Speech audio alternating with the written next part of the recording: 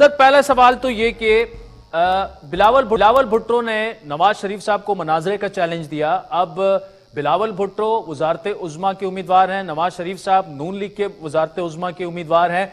क्यों ना एक मुनाजरा हो जाए इन दोनों में?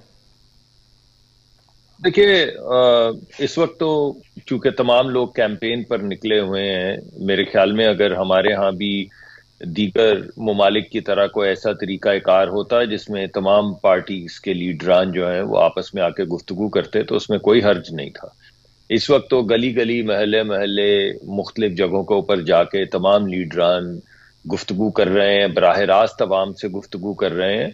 बिलावल साहब की से गुफ्तगू करने में हर्ज भी कोई नहीं है। अगर कोई ऐसा फोरम होगा तो हो सकता है बात हो जाए, लेकिन ये कोई उनका ये जो जबान इस्तेमाल कर रहे हैं मनाजरे वनासरे की, मेरे ख्याल में इसका वक्त तो काफी हद तक गुजर चुका है।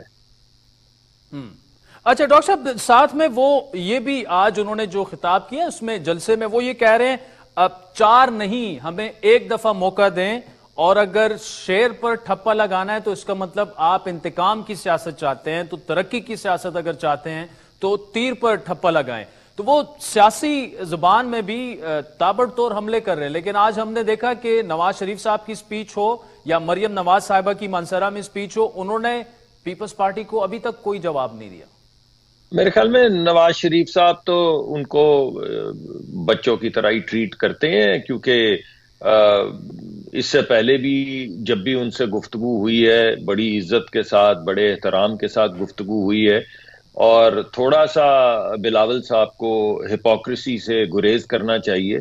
ये चंद हफ्ते पहले तक तो वो वजीर खारजा थे शहबाज शरीफ के, अब वजीर खारजा नहीं है। अब शहबाज शरीफ जो है उनको मुख्तलिफ नामों से वो मुखातिब कर रहे हैं और बड़ी सख्त गुफ्तगू कर रहे हैं। तो जब वजारत तजारत भी उनके पास थी और इंडस्ट्रीज की वजारत सनत की भी उनके पास थी और क्लाइमेट की भी उनके पास थी और सेहत की भी उनके पास थी और वजीर खारजा भी वो खुद थे, तो उस वक्त बड़ी अजीब सी बात है कि उस वक्त तो बड़े एहतराम और बड़े वो एक अच्छे बुजुर्ग सियासतदान की तरह उन्हें ट्रीट कर रहे थे।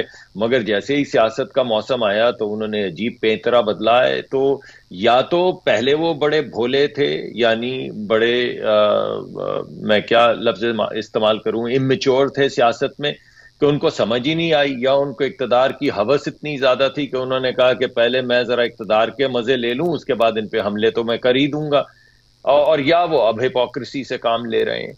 इस वजह से अगर आप किसी हुकूमत के साथ मिलकर चले हैं और आपके पास उतनी ही वजारतें तकरीबन थी जितनी PMLN के पास थी, तो आप उतने ही जिम्मेदार हैं जितनी दीगर हुकूमत जिम्मेदार थी। इस वजह से जो जिम्मेदारी आपने उठाई थी उस जिम्मेदारी का सबूत दें। मेरे ख्याल में PMLN की तरफ से अभी भी एहतराम का रिश्ता जो है उसको जारी रखा जा रहा है।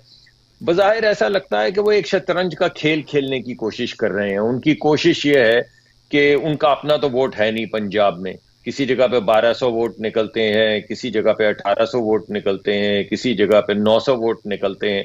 तो वो कोशिश ये कर रहे हैं कि PMLN पे हमला करके किसी ना किसी तरीके से वो PTI का जो वोटर है उसको पीपल्स पार्टी की तरफ लेकर आए। तो मेरे ख्याल में वो अपनी कारकर्दगी की बुनियाद पर, अपनी स्ट्रीट की रियलिटी की बुनियाद के ऊपर आगे बढ़े। ये PTI का कारकुन शायद उनको वोट दे दे, PTI के कारकुन को पूरा हक है कि वो उनको वोट दे, लेकिन ये जो उनकी जो सियासी तर्ज अमल है वो लोगों से ढका छुपा तो नहीं है। आपके अपने प्रोग्राम्स में लोग वही सवालात उठा रहे हैं जो आज मैंने उठाए।